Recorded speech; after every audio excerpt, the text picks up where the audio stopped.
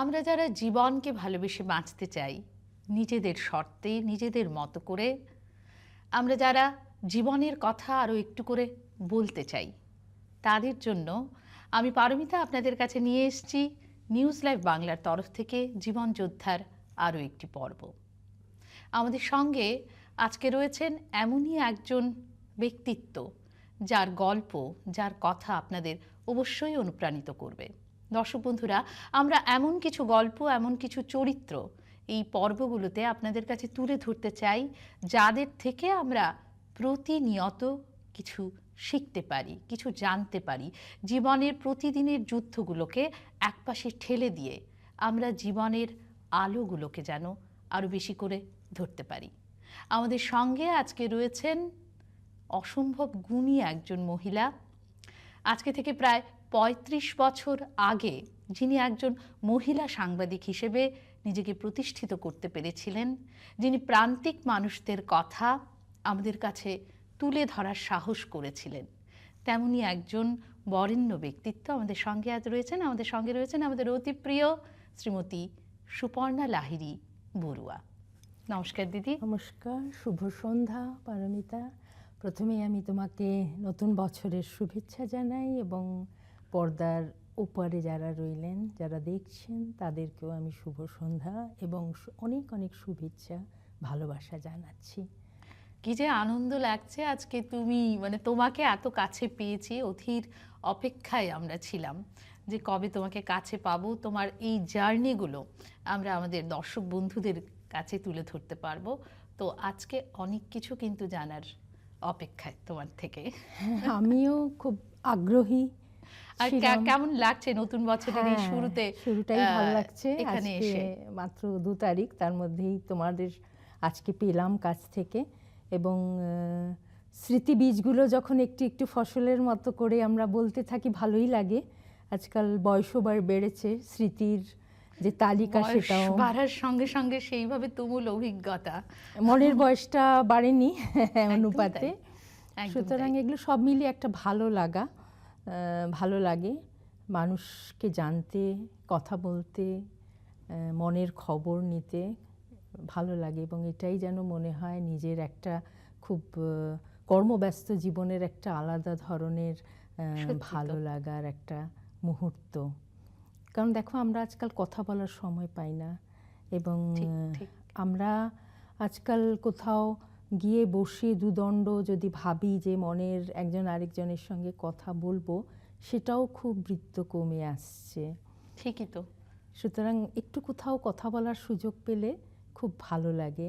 আর যার কথাগুলো এতটা ইন্সপায়ারিং হতে পারে, যার কাজগুলো এতটা অনুপ্রাণিত করতে পারে, সেরকম একজন আমাদের সঙ্গে আজকে রয়েছেন। তার থেকে আমরা শুনবো, অনেক কিছু জানবো। দর্শক বন্ধুরা সঙ্গে থাকবেন। ফিরছি সুপর্ণাদির কাছে আবারও।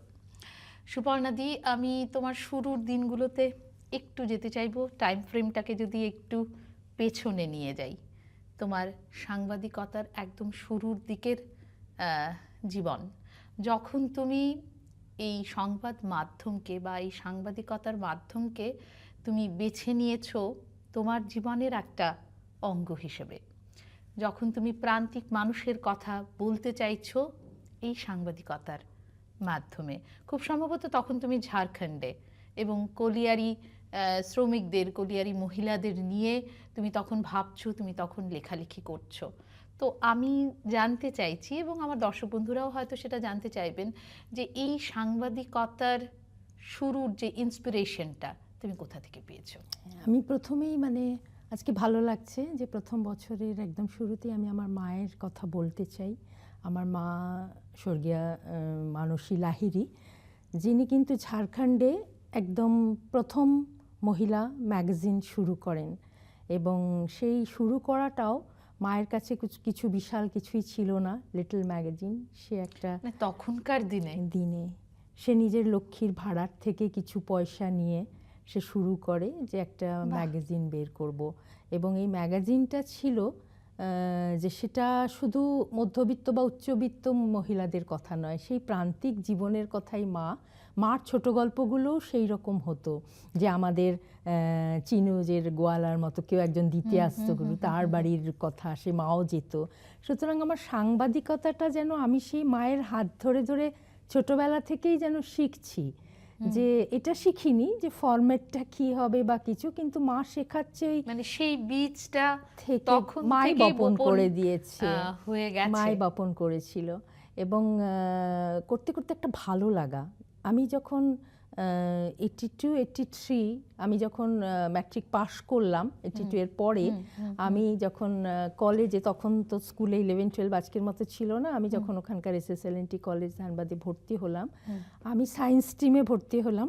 কিন্তু একটা ছোট কথা বলি, যে মানে সেবার আমাদের কলেজে মানে গল্প প্রতিযোগিতা হতো, তারপরে প্রতিবেদনের প্রতিযোগিতা হতো। এবার আমি মানে বলিনি যে কলেজের ইয়েতে, আমার বাংলা বিভাগে বলেছি যে দিদি আমাদের টিচারদের সাথে তখন একটা খুব সুন্দর সম্পর্ক থাকতো, যে আমার খুব দিতে ইচ্ছে করছে, দে না। তারপরে হ্যাঁ, আমি মানে পিওর সায়েন্সের স্টুডেন্ট, কিন্তু দিলাম, এবং আমার মনে পড়লো যে মানে আমি সব সেকশনের মধ্যে ফার্স্ট হলাম আর কি, প্রতিবেদন আর গল্পে। তখন আমাদের বাংলার টিচার বলছে আর কি, যেটা কি করে হয়, একটা সায়েন্সের মেয়ে, মানে আমার ফিজিক্স বইয়ের মধ্যে থাকতো শরৎচন্দ্র, লুকিয়ে লুকিয়ে রাখতাম আর কি, পড়তাম সুযোগ পেলেই। সুতরাং সাহিত্য, এবং তখনও আমার মনের মধ্যে সাংবাদিকতাটা যে একটা আলাদা প্রফেশন, সেটা বুঝতে পারার মতো ম্যাচুরিটি আসেনি। কিন্তু মানে লেখার একটা অদম্য ইচ্ছে, এবং আমি ছোট গল্প লিখছি, কোথাও কোথাও পাঠাচ্ছি স্থানীয় লিটল ম্যাগাজিন। সেই গল্পগুলোতে চরিত্র মানে কারা ছিল ঠিক? তুমি তখন থেকে কি প্রান্তিক মানুষেরা, নাকি তুমি যা দেখছো দৈনন্দিন জীবনযাত্রায় যাদের কথা বা যাদের সঙ্গে তুমি কথা বলছো তাদের কথাই কি উঠে আসছে? আসলে দৈনন্দিন জীবনেই আমি খুব ওই ওই একটা শ্রেণী, প্রান্তিক শ্রেণীকে দেখার আমার সুযোগ থাকতো। বাড়িতে বাবা প্রশাসনিক বিষয়া ছিলেন, তো তার যে সিপাই, তাদের যে বাড়ি, সেখানে আমাদের কোনো রেস্ট্রিকশন ছিল না যে অফিসার বা ইয়ে, তো দেখতে যাওয়া।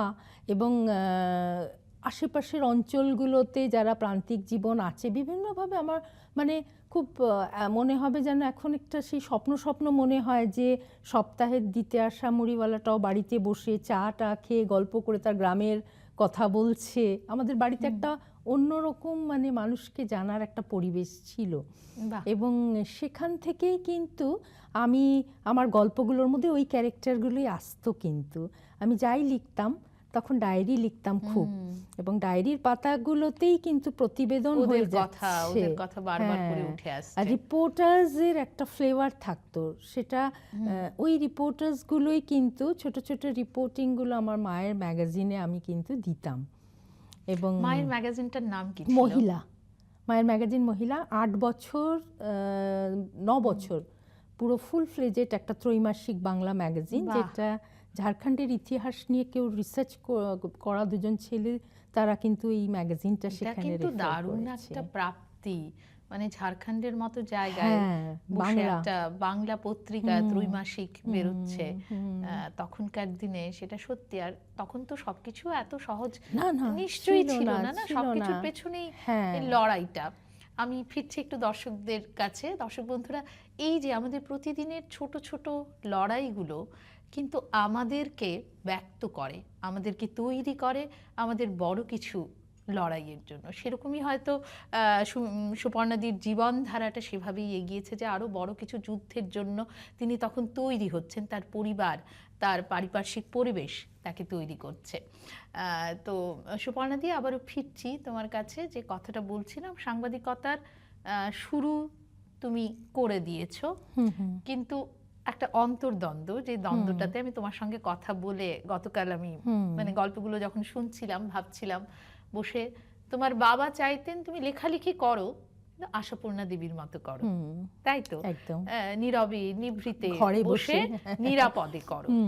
এবং মা তোমাকে একজন প্রগতিশীল মহিলা হিসেবে সাপোর্ট করছেন ভীষণভাবে, যে তুমি আত্মনির্ভর হও, তোমার ভালো লাগার কাজগুলো তুমি করো, এবং তুমি সেখানে বেছে নিয়েছো সাংবাদিকতা। তো সেই যে দ্বন্দ্বটা, অন্তর্দ্বন্দ্বটা, বা তখন সাংবাদিকতার হয়ে মানে সাংবাদিক একজন হয়ে ওঠার পেছনে তোমার যে লড়াইটা, সেটা ঠিক কিরকম ছিল, এবং এবং তুমি যখন সাংবাদিক হয়ে উঠলে, একজন মহিলা সাংবাদিক হিসেবে প্রফেশনাল ফিল্ডে তোমাকে কি কি যুদ্ধ ফেস করতে হয়েছে? এইটা তো একটা দীর্ঘ মানে যাত্রা। আমরা এবার শুনতে চাই। হ্যাঁ, এবার প্রথমত তো আমি মানে তখনও বুঝতে পারছিলাম না যে এটা আমার স্ট্রাগল, যুদ্ধ। ওইটা মনে হচ্ছিল যেন এরকমই হয়, এরকম চ্যালেঞ্জগুলোই বোধহয় আসে। মানে কয়েকটা জিনিস যুদ্ধ কেন বুঝতে পারা যায় না, কারণ তখন আমাদের বয়স খুব কম থাকে এবং কিছু করার একটা স্বপ্ন থাকে, এবং মনে হয় তখন এরকম মনে হয় যেন ওই যে যুদ্ধগুলো ঠিক যুদ্ধ না, এটাই মানে একটা যেন চ্যালেঞ্জের, এমন মানে এটাই আমার দিনলিপির একটা অংশ।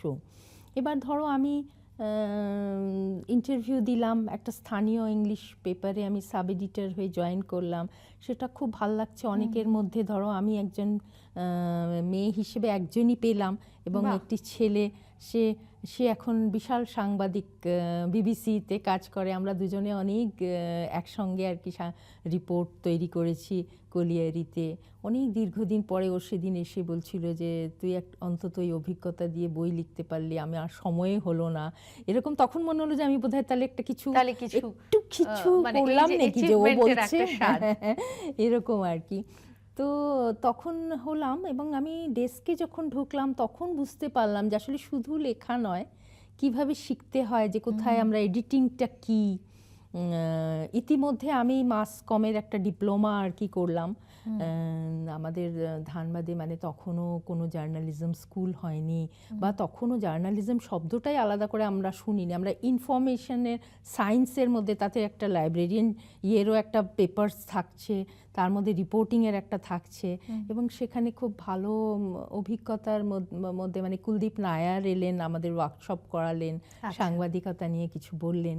আমরা মহাশ্বেতা দেবীকে পেয়েছি, তিনি আমাদের অনেক কথার লেখালেখির ওপর বলেছেন। এবং যখন মহাশ্বেতা দেবীকে কাছ থেকে দেখলাম, এবং তখন আমার মনের মধ্যে যেন এই প্রান্তিক, মানে উনি যেহেতু ওনার বিশেষ করে ওনার অরণ্যের অধিকার থেকে শুরু করে ওনার, আমি জানি যে উনি ঝাড়খণ্ডে দীর্ঘদিন আসা যাওয়া করতেন, আমার মধ্যেকার যেন মনে হলো যে আমি একটা যেন ছোট্ট করে লাইন একটা কোথাও পাচ্ছি। কলিয়ারি একটা অঞ্চল ঘিরে থাকা ধানবাদ, এবং সেখানের কলিয়ারি অঞ্চলটা হচ্ছে শ্রমিক মহিলারা সেখানে কাজ করছেন, পরিবার, এবং আমাদের মধ্যবিত্ত বাঙালি পরিবার থেকে তাদের জীবন যাপন একটা যোজন মাইল দূর, একদম অন্য ধরনের জীবন, এবং সেই জীবনে এবং সেই দিকে পা বাড়ানোটা খুব সহজ ছিল না।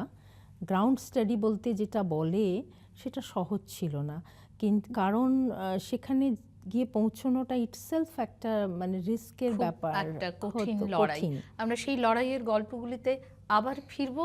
এখন আমাদের দর্শক বন্ধুরা নিয়ে নিতে হবে একটা ছোট্ট বিরতি। বিরতির পর আবারও ফিরে আসছি, সঙ্গে থাকবেন।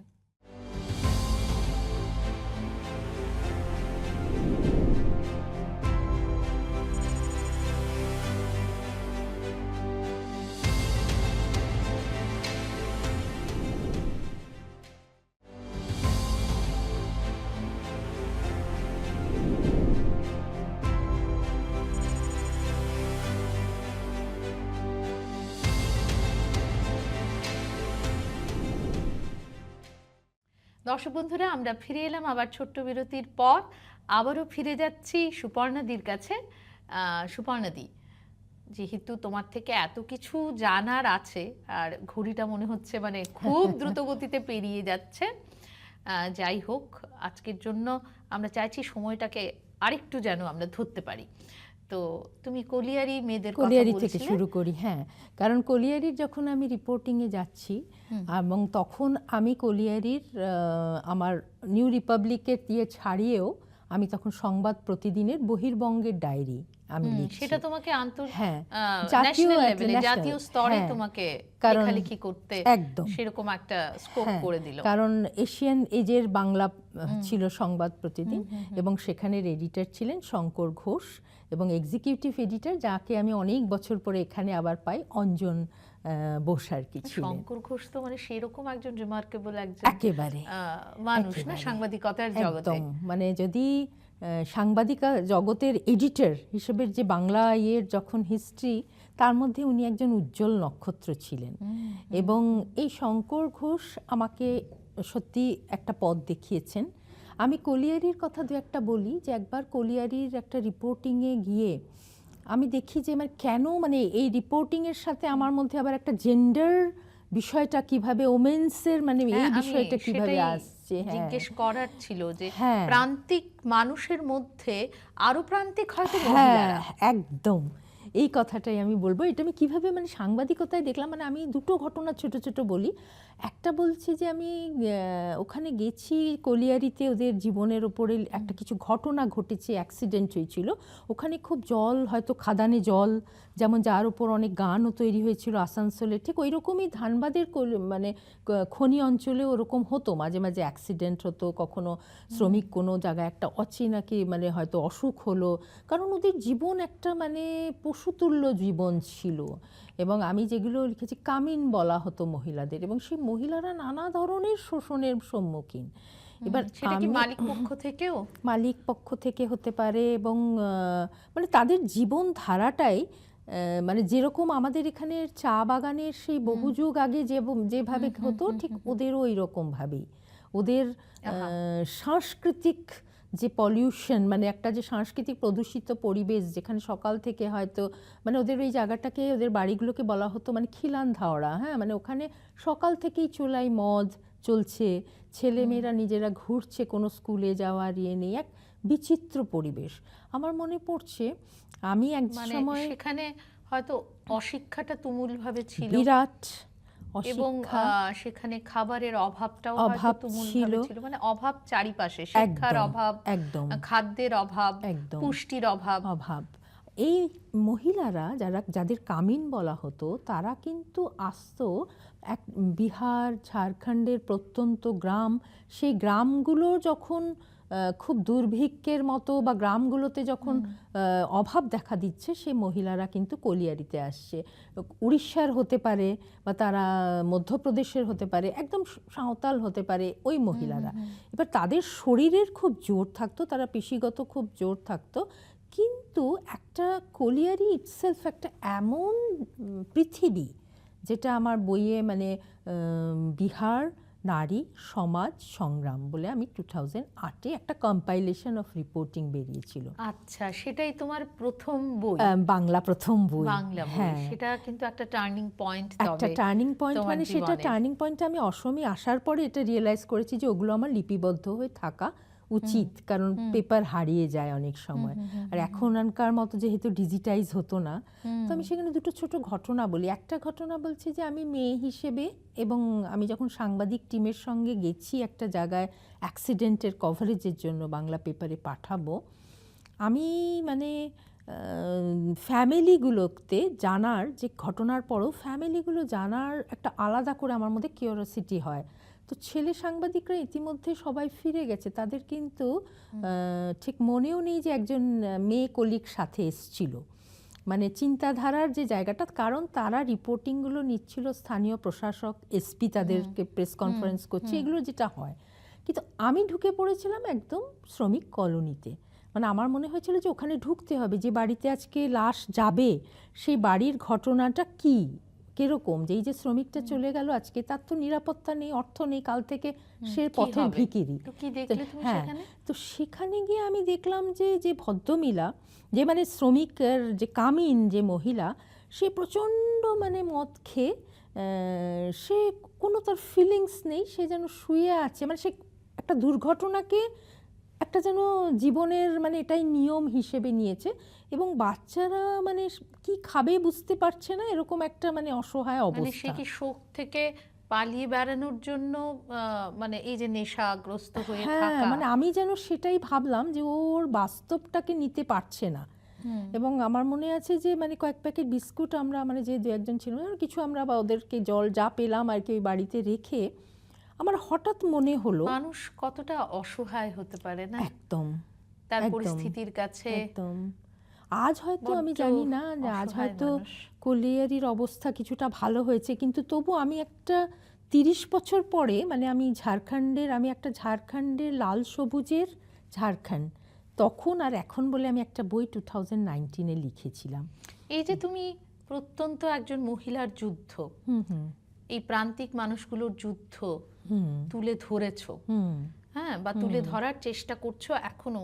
শুধু সেই মানুষগুলো, কলিয়ারির মানুষগুলো নয়, তুমি ডাইনি হত্যা নিয়েও অনেক কাজ করেছো, আমরা আসবো, এই কথাগুলো বলবো আবারও। তো মূলত তোমাকে মানে কি ট্রিগার করেছে, কেন তুমি প্রান্তিক মানুষ, বিশেষত নারীদের দিকেই তুমি ছুটে গেছো বারবার? হ্যাঁ, আমি সেটাই বলছি যে এই ঘটনাটা, মানে সেই ঘটনাটা যেমন ওই মেয়েটিকেও আমি দেখলাম একটা ইনসিকিওর, এবং আমিও তখন ইনসিকিওর হয়েছি, কেমন আমি বাড়ি ফিরবো কিভাবে। তখন আমার এই যে বিবিসিতে চলে যাওয়া যে সাংবাদিক, সে কিন্তু আমার জন্য দাঁড়িয়েছিল, এবং আমরা একটা ইট বোঝাই ট্রাকের ওপর উঠি রাতে, এবং সেও যিনি গাড়ি চালক তিনিও এতটাই পান করেছেন, আর আমরা যেভাবে কলিয়ারি থেকে শহরে ফিরছি, মানে আর কিছুই নেই কনভিনিয়েন্স তখন, অন্ধকার রাতে। এই ব্যাপারগুলোর হাত ধরে একটু জানতে চাইছি যে তোমার এই যে একজন মহিলা হিসেবে যে সাংবাদিকতা, খুব সুরক্ষিত তো কিছুই ছিল না তখন, নিরাপত্তার একটা মানে বিশাল অভাব, তুমি নিজেও সেটা হয়তো বোধ করেছো। তুমি কখনো রাতের অন্ধকারে ছুটে গেছো, আমি তখনের সময়টার কথা বলছি, তখন খুব সম্ভবত 1994, তুমি 94 না, 90 দশক পার হয়ে 92, 93, হ্যাঁ, উত্তাল, সেখানে দলিত মেয়েদের আবার গণধর্ষিতা হতে হচ্ছে।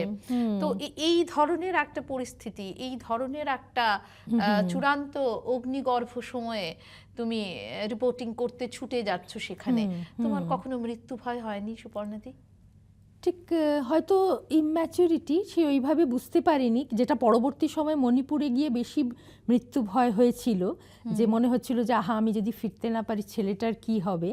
তখন কিন্তু আবার মনে হয়েছিল যে আমাকে মানে পারতে হবে, মানে আমি যখন জাহানাবাদের লাল এলাকা বলে রিপোর্টিং করতে গেছি, তখন আমার মনে হয়েছিল যে আমাকে পারতে হবে, এবং আমার যেন নিজের মনে একটা এরকম আনন্দ হতো, বা যখন কলিয়ারিরও বিভিন্ন অঞ্চল নিয়ে বা গিরিডিতে চলে যাচ্ছি যেখানে একটা দুর্ভিক্ষের মতো তৈরি হচ্ছে, সেই সব স্টোরিগুলো করতে গিয়ে আমার সবসময় মনে হতো যে আসলে মধ্যবিত্ত সমাজের যে কাহিনী, আমার মনে হতো বোধহয় এটা একটা খুব ছোট্ট বৃত্তে বাঁধা, কিন্তু মধ্যবিত্ত বাড়ির মেয়েরা যেন নিউজ পেপার খুলে ওদের কথা পড়ে। আমি এটা জানি না আমি কিভাবে, যেন আমার মনের মধ্যে আমার মনে হয় যে আসলে আমি সে সময় বই খুব পড়তাম। আমার মানে ফরাসি ফেমিনিস্ট সিমন দা বোভিয়ার আমার খুব প্রিয়, তার ওনার বই এবং ওনার আমাকে খুব বেশি প্রভাব, মানে আমাকে প্রভাবিত করেছিল। বা ভার্জিনিয়া উলফও পড়ছি, ধরো আমরা তখন কিছুটা পড়তাম আমি বই, কিছু ইয়েতে। আর মহাশ্বেতা দেবী আছেন, এবং একজন সাংবাদিক দিদির কথা বলবো আমি, রাজশ্রী দাশগুপ্ত, উনি আমাকে অনেক প্রভাবিত করেছিলেন। উনি নিজে কিভাবে, মানে ওনার থেকে শোনা গল্প যে উনি কিভাবে 7 দিনের বাচ্চাটাকে রেখে উনি চলে গেছিলেন একদম তরাই অঞ্চলে রিপোর্টিং করতে। এই সবগুলো, এই যে একটা খিদে, হ্যাঁ এক্স্যাক্টলি খিদে, এই খিদেটা বা এই প্যাশনটারই হয়তো দরকার রয়েছে, মানে নিজের ভালো লাগা কাজগুলোর জন্য। হ্যাঁ, আর তখন আমি এটাও ভাবতাম না যে আমি কত উপার্জন করছি বা কি ধরনের, সেটা নেশার মতো আমার খালি আর একটা ভালো লাগতো যখন সেগুলো মানে খুব ভালোভাবে নিউজ পেপারে বেরোচ্ছে, সেটাই তখন তোমার অ্যাচিভমেন্ট আমার মনে হতো। বা আশেপাশে যেন মানে সবাই একটু মানে ওই লাহিড়ী পরিবারের মেয়ে লিখছে, সেটাও একটা হচ্ছে, তারও একটা কিন্তু ছোট্ট করে মানে নতুন নতুন তো ছাপা কাগজে বেরোচ্ছে, বাবার মানে সবাই যেন একটা মানে ভাই দাদা, হ্যাঁ একটা মনে হতো এরকম আর কি প্রভাবে। কিন্তু আমি ঢুকে পড়ছি আর কি তখন মানে এমনভাবে যে গেলামবেটের বই পড়ছি, আমি ঢুকে পড়ছি যে না মানে আমার মনে হচ্ছে যে শুধু সাংবাদিকতা না, আমি এবার তার মধ্যে থেকে বেছে নিচ্ছি যে প্রান্তিক নারীদের কথা আমি বলবো আর কি।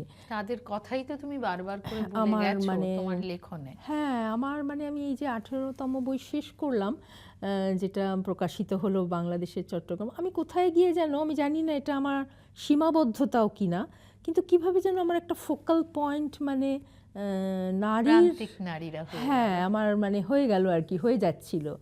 আমি প্রথম দিকের যে রিপোর্টিংয়ে থাকছিল না, কিন্তু পরবর্তীতে এটা সব এডিটররাই বুঝতে পারছিলেন, কারণ আমি যখন সকালবেলাতে মানে 2012-এ যখন আমি জয়েন করলাম, তখন এডিটর কিন্তু আগে থেকে বলছেন আপনাকে একটা, কারণ উনি দেখেছেন আগে আমার রিপোর্টিং কাজকর্ম, তাহলে আপনাকে আমি একটা মহিলাদের পেজ তৈরি করতে দেব।